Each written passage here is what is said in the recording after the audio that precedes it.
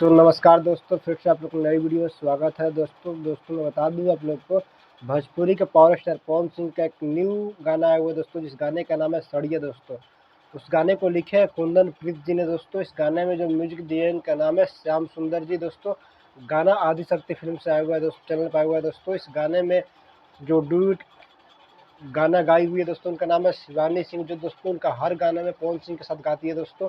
काफ़ी बेहतरीन गाना है दोस्तों। इस गाने में एक से एकाल सीन दिया गया है दोस्तों, आप देखिएगा तो इस गाने को बहुत अच्छा लगेगा दोस्तों। मैं आप लोग बता दूं कि इस गाने पे मात्र 12 घंटे में 1.5 मिलियन से ज़्यादा व्यूज मिल चुका है दोस्तों।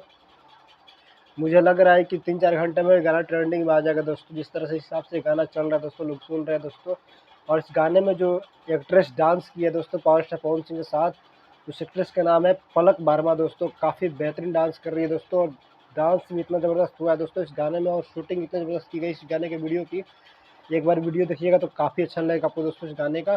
तो प्लीज़ जाइए आप लोग इस गाने को सुनिए और अपना प्यारा सा आशीर्वाद पावर स्टार पवन सिंह को दीजिए, और कमेंट जरूर कीजिए दोस्तों पावर स्टार पवन सिंह का गाना कैसा है दोस्तों। थैंक यू सो मच, मिलता है अगले वीडियो में। Tata bye bye, okay.